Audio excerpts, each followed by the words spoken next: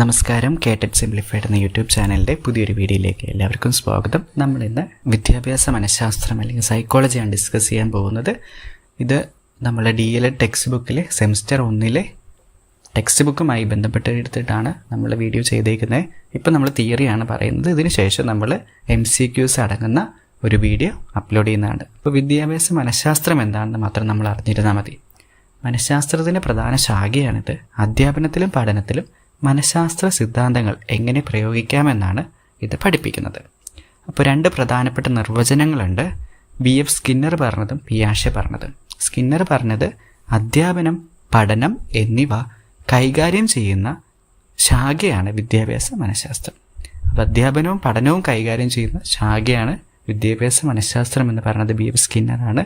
പഠനബോധന പ്രക്രിയയുടെ ശാസ്ത്രമാണ് വിദ്യാഭ്യാസ മനഃശാസ്ത്രമെന്ന് പിയാഷെയും അഭിപ്രായപ്പെട്ടു. ഇപ്പോൾ വിദ്യാഭ്യാസ മനഃശാസ്ത്രത്തിൻ്റെ പ്രാധാന്യം എന്താണെന്ന് നമുക്ക് ചോദ്യങ്ങളിൽ വരാറുണ്ട്. കുട്ടിയുടെ പ്രകൃതി മനസ്സിലാക്കാൻ, ലക്ഷ്യങ്ങൾ നിർണ്ണയിക്കാൻ, പാഠ്യപദ്ധതി തയ്യാറാക്കാൻ, പഠനബോധന രീതികൾ മെച്ചപ്പെടുത്താൻ, വ്യക്തിവ്യത്യാസങ്ങൾ തിരിച്ചറിയാൻ. ഓരോ കുട്ടികളും വ്യത്യസ്തരാണ്. അപ്പോൾ ആ വ്യത്യസ്തത പുലർത്തിക്കൊണ്ട് വേണം നമ്മൾ ക്ലാസ് റൂം പ്രവർത്തനങ്ങൾ കൈകാര്യം ചെയ്യാൻ. അപ്പോൾ അതൊക്കെയാണ് വിദ്യാഭ്യാസ മനഃശാസ്ത്രത്തിൻ്റെ പ്രാധാന്യം എന്ന് പറയുന്നത്. അപ്പം ഇനി മനഃശാസ്ത്ര പഠന സമീപനങ്ങൾ കുറച്ചുണ്ട്. ഇതിൻ്റെ ഡീറ്റെയിൽഡ് ആയിട്ട് നമ്മളൊരു വീഡിയോ അടുത്ത ദിവസം തന്നെ ചെയ്യുന്നതാണ്. അപ്പോൾ ഏതൊക്കെയാണ് മനഃശാസ്ത്ര സമീപനങ്ങൾ എന്ന് നിങ്ങൾ അറിഞ്ഞിരിക്കുക. ഘടനാ മനഃശാസ്ത്രം, സ്ട്രക്ചറിസം, ധർമ്മ മനഃശാസ്ത്രം, ഫങ്ഷണലിസം, വ്യവഹാര മനഃശാസ്ത്രം, ബിഹേവിയറിസം, മനോവിശ്ലേഷണം അല്ലെങ്കിൽ സൈക്കോ അനാലിസിസ്, മാനവിക മനഃശാസ്ത്രം, ഹ്യൂമനിസം, വൈജ്ഞാനിക മനഃശാസ്ത്രം, കൊഗ്നിറ്റീവ്. നമുക്ക് മനഃശാസ്ത്ര ഗവേഷണ രീതികളാണ് നമ്മളുടെ ഇന്നത്തെ പ്രധാനമായിട്ടും ചാപ്റ്ററിൽ 1 പഠിക്കാനുള്ളത്.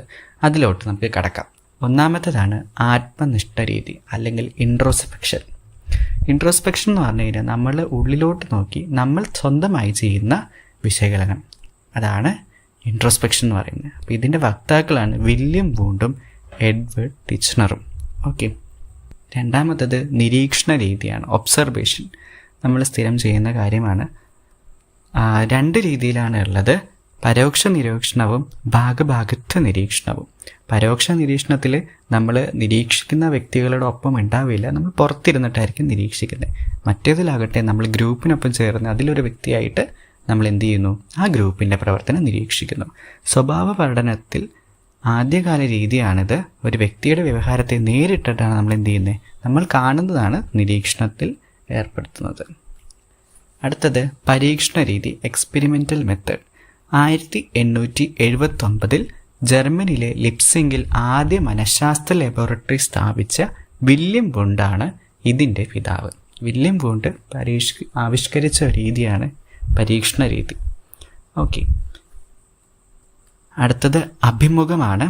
അഭിമുഖത്തിൽ എന്താണുള്ളത്, ഒരു ലക്ഷ്യത്തെ മുൻനിർത്തിക്കൊണ്ട് ഒരു വ്യക്തിയെ നമ്മൾ ഇൻ്റർവ്യൂ ചെയ്യുകയാണ് ചെയ്യുന്നത്. അപ്പോൾ അഭിമുഖം ചെയ്യുന്നത് 2 രീതിയിലുണ്ട്.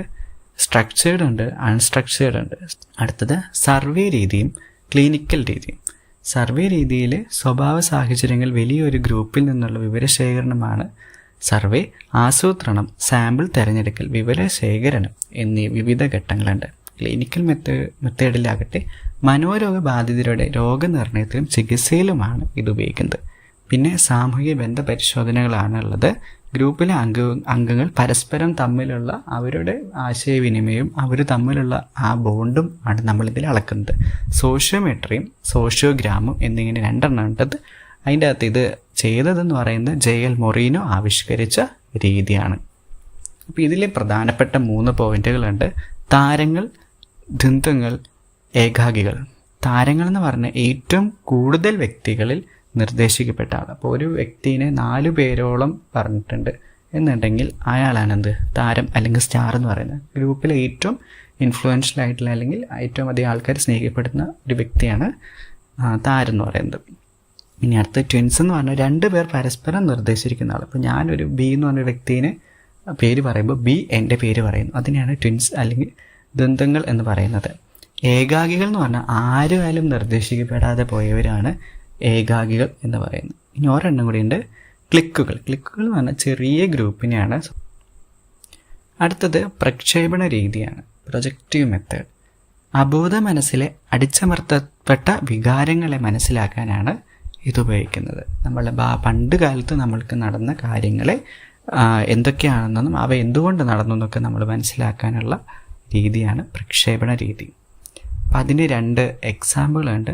റോഷ മഷിയുപ്പ് പരീക്ഷ, പിന്നെ തിമാറ്റിക് അപ്രസെപ്ഷൻ ടെസ്റ്റ് അല്ലെങ്കിൽ ടാറ്റ് എന്ന് പറയും. ഇപ്പോൾ ഒന്നാമത്തേൽ മഷി പടർന്ന ചിത്രങ്ങളെ വ്യാഖ്യാനിപ്പിക്കുന്നു, രണ്ടാമത്തേൽ ചിത്രം നോക്കി കഥ പറയുന്നു. ഒരെണ്ണം കൂടിയുണ്ട് വേർഡ് അസോസിയേഷൻ, പദസഹചരത്വ പരീക്ഷ അല്ലെങ്കിൽ വേർഡ് അസോസിയേഷൻ. ഈ 3 കാര്യങ്ങളാണ് പ്രക്ഷേപണ രീതിയിൽ ഉള്ളത്. ഇനി അടുത്തതെന്ന് പറഞ്ഞാൽ സഞ്ചിത രേഖയും ഉപഖ്യാന രേഖയുമാണ്. ഇത് നമ്മൾ എക്സാമ്പിൾ നിരന്തരം ചോദിക്കുന്നതാണ്. ഇത് രണ്ടും അങ്ങോട്ടും ഇങ്ങോട്ടും പരസ്പരം തിരിഞ്ഞു പോകാൻ സാധ്യതയുള്ളതാണ്. ഒന്ന് ക്യുമുലേറ്റീവ് റെക്കോർഡും മറ്റേത് അനക്ഡോട്ടൽ റെക്കോർഡും. ക്യുമുലേറ്റീവ് റെക്കോർഡ് എന്ന് പറഞ്ഞു കഴിഞ്ഞാൽ ഒരു കുട്ടിയുടെ കിൻഡർ ഗാർഡൻ തൊട്ട് അല്ലെങ്കിൽ LKG തൊട്ട് 12 കഴിഞ്ഞ് അതിനപ്പുറം പോകുന്നതാണ് എന്ത് പറയുന്നത് ക്യുമുലേറ്റീവ് റെക്കോർഡ്. അതായത് പഠിക്കാൻ ആരംഭിച്ച കാലം മുതൽ അവൻ ഇന്നോളം എന്തുവരെ എത്തിയോ അതെല്ലാം റെക്കോർഡിക്കലി സൂക്ഷിച്ചേക്കുന്നതിനെയാണ് സഞ്ചിത രേഖ അല്ലെങ്കിൽ ക്യുമുലേറ്റീവ് റെക്കോർഡ് എന്ന് പറയുന്നത്. ഇനി ഉപഖ്യാന രേഖ എന്ന് പറഞ്ഞു കഴിഞ്ഞാൽ ഇപ്പോൾ ഒരു കുട്ടി ഒരു പ്രത്യേക സാഹചര്യത്തിൽ ഒരു പ്രത്യേക തരം സ്വഭാവം പുറത്തെടുത്തു, അതിനെയാണ് എന്ത് പറയുന്നത് എഴുതുന്ന റെക്കോർഡിനെയാണ് ഉപഖ്യാന രേഖ അല്ലെങ്കിൽ അനക്ഡോട്ടൽ റെക്കോർഡ് എന്ന് പറയുന്നത്. അടുത്തത് ചെക്ക് ലിസ്റ്റ്. ഉണ്ട് അല്ലെങ്കിൽ ഇല്ല, 2 കാര്യമുള്ളൂ. യെസ് ഓർ നോ ചോദ്യങ്ങളായിരിക്കും അതിൽ കൂടുതലുണ്ടാവുന്നത്.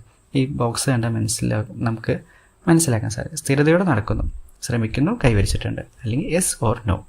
ഓക്കെ, അപ്പോൾ ഒന്നാമത്തേൽ ഇല്ല, എന്തിട്ടുണ്ട് കൈവരിച്ചിട്ടുണ്ട്, അപ്പോൾ അവിടെ യെസ്സിൻ്റെ ഒട്ടിക്കിട്ടു. അങ്ങനെയാണ്. ഉണ്ട് അല്ലെങ്കിൽ 12ാമത്തത് റേറ്റിംഗ് സ്കെയിലാണ്. 2 തരത്തിലുള്ളതാണുള്ളത്, 5 പോയിൻറ്റ് സ്കെയിലും 11 പോയിൻറ്റ് സ്കെയിലും.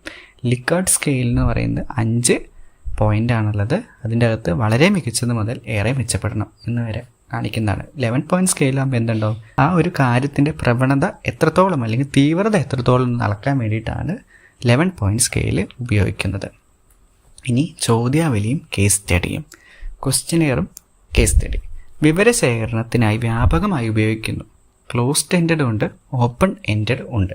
ക്ലോസ്ഡ് എൻഡഡ് എന്ന് പറയുന്നത് ഫുൾ ഇൻ ദ ബ്ലാങ്ക്സ് കൊടുക്കുന്നതിനാണ് ക്ലോസ്ഡ് എൻഡഡ് എന്ന് പറയുന്നത്. ഓപ്പൺ എൻഡഡ് എന്ന് പറഞ്ഞു കഴിഞ്ഞാൽ നമ്മൾ essay ചോദ്യങ്ങൾ എഴുതാൻ പറയുന്നതിനാണ് ഓപ്പൺ എൻഡഡ് എന്ന് പറയുന്നത്. ഇനി അടുത്തത് കേസ് സ്റ്റഡിയാണ്.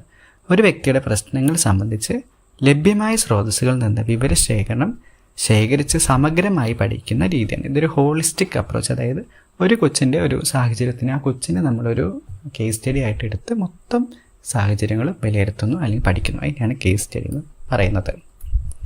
ഇനി അവസാനത്തത് ക്രിയാഗവേഷണമാണ്. Stephen M. കോറി അവതരിപ്പിച്ച സജീവ പഠന രീതിയാണ് അധ്യാപകർ നേരിടുന്ന പ്രശ്നങ്ങൾക്ക് ശാസ്ത്രീയമായ പരിഹാരം കണ്ടെത്താനാണ് സഹായിക്കുന്നത്. ഇതിന് 4 ഘട്ടങ്ങളാണുള്ളത്. പ്രശ്നം തിരിച്ചറിയൽ, പരികൽപ്പന രൂപീകരിക്കൽ, വിവരശേഖരണം, അപഗ്രഥനവും പ്രവർത്തന പദ്ധതിയുടെ വിലയിരുത്തൽ. ഈ 4 ഘട്ടങ്ങളും നമുക്ക് ഇതേപോലെ തന്നെ ഓർഡർ തെറ്റിച്ചും ജമ്പിൾഡായിട്ടൊക്കെ ചോദിച്ചിട്ട് ശരിയാക്കാനൊക്കെ കൊടുത്തിട്ട് ഒരുപാട് പ്രാവശ്യം ചോദിച്ചിട്ടുള്ളതാണ്. അപ്പോൾ ഇതൊന്ന് പഠിച്ച് വയ്ക്കുക. ഓക്കെ, അപ്പം ഇത്രയാണ് നമ്മളിന്ന് നിങ്ങൾക്ക് മുൻപിൽ അവതരിപ്പിക്കാൻ ഉദ്ദേശിച്ച കാര്യങ്ങൾ. ഇനി നമ്മൾ മാതൃകാ ചോദ്യങ്ങൾ തയ്യാറാക്കിയിട്ടുണ്ട്. അപ്പോൾ കുറച്ച് നേരം കഴിയുമ്പോൾ ആ വീഡിയോ അപ്ലോഡ് ചെയ്യുന്നതാണ്. അപ്പോൾ നിങ്ങൾ ചാനൽ ഫോളോ ചെയ്യാത്തവരാണെങ്കിൽ ചാനൽ ഫോളോ ചെയ്യുക. നമുക്ക് വീണ്ടും വീഡിയോയിൽ കാണുന്നവരെ